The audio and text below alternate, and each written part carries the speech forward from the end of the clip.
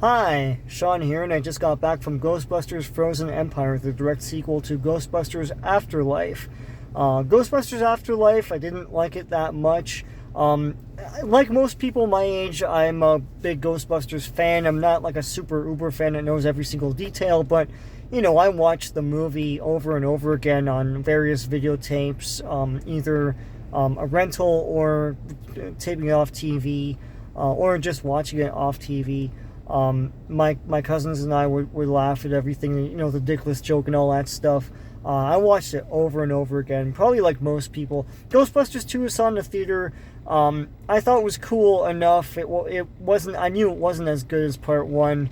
And to me, the most worthy successor to Ghostbusters, the movie, like the first movie, is the real Ghostbusters cartoon. I'm a huge fan of that. I binged that again during the pandemic, and I'm going through it again now.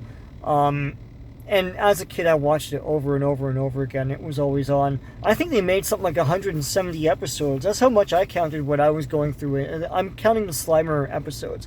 That show was inventive and creative and really expanded the world of Ghostbusters.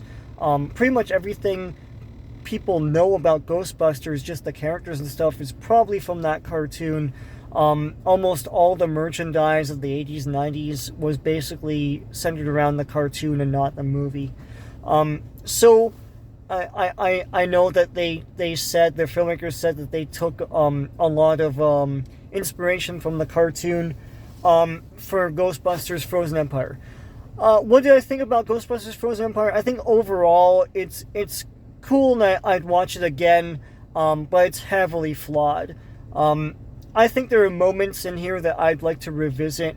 I like the characters enough, especially the returning cast. A lot of them are I wouldn't say they're sidelined, but they're not as developed as they were trying to do in the last movie. Like Lucky's here, and Podcast is back, but they are just grunt people. They just like do things rather than have some sort of like arc to fulfill or something like that. There are new characters. There are a lot of new characters. And, I mean, for the most part, there's one character that's basically the new Egon, I guess. I don't know. Not really. He doesn't really hold a candle to Egon, but, like, every time I saw him on screen, it's like, oh, I get just a flash of Egon there. So what's good about it is I like all the expansion of the Ghostbusters stuff. There's a lot of creativity and invention here, and I could see inspiration from the cartoon here. A lot of different ghosts and different creatures. Winston Zeddemore has a whole lab full of like other Ghostbusters staff, which is pretty cool. And they experiment on different ghosts and things. And there's different ghosts with different abilities and things. Is pretty cool. And that whole lab is awesome. All the things that they're doing is awesome. The core Ghostbusters themselves, as established in Afterlife, have a lot of cool new gadgets and things too. So there's a lot of neat stuff like that. Slimer's here doing nothing. He's just around. So that's neat. And into the negatives, I would say, God, this movie was slow. I found it really slow, and I think the reason why was because the villain doesn't get up off his ass and do anything till Act 3. But all the so-called build-up to get there isn't really a build-up. It's just the Ghostbusters are mildly curious about investigating, so they kind of do. Rather than there being any urgency placed on it, I think that's part of the issue. There's nothing really motivating them to go on this adventure. They just like, well, I guess we should figure out what this orb is, or not. Like, you didn't figure out what it was before, and it was fine. It was just sitting where it was. There's nothing really driving the plot, I found. I mean, I'd have to watch it again and see, but like it didn't seem like anything was driving anything, until the end when suddenly here's the main bad guy and it's doing stuff and like really posing a threat. It's like, oh, okay, well finally. And to me, that's when the movie really picked up. All the stuff that you saw in that teaser happens here as the big intro of this character. So that's cool. Kumail Nanjiani, is that his name? I don't like that guy. I never liked that guy, but he's in it. He plays a fairly pivotal role in this. In a role that like some people might not like because they think it's another genre, but I thought it fit in terms of like ancient legend and stuff like that has characters like this, so I thought all the moments towards the end that fulfill some of the characters' arcs were pretty cool, pretty touching. I liked all that stuff. Peck is back as the mayor, if you can believe that. So that's cool. I think overall it's a good Ghostbusters adventure. Makes you feel good at the end.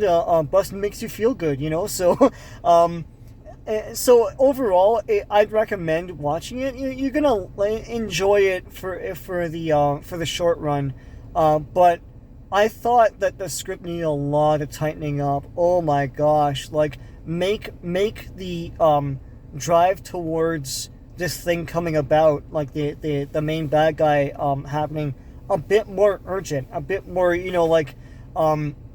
like give the Ghostbusters some stakes into what's happening. I thought that was kind of missing. But overall, you still feel a lot of elation for the Ghostbusters doing their Ghostbuster stuff. There's still some Ghostbusting action in the beginning for the most part. And yeah, towards the end, all the Ghostbusters are there. That's cool. Like they've already revealed Janine has the costume and everything. I don't think there'll be another one. There was nobody in the theater I went to. and I'm not the only one who's experiencing that. So this is a neat send-off. At the end they get their hero moment. That's cool. That's really cool. There's a lot of great Ecto-1 stuff. There's a new Ecto-C. That's pretty cool. So there's a lot of cool Ghostbusters things. So if you're a Ghostbusters fan, you like Ghostbusters stuff, this is a good movie. I think this is better than Afterlife. I didn't like them fighting Gozer again.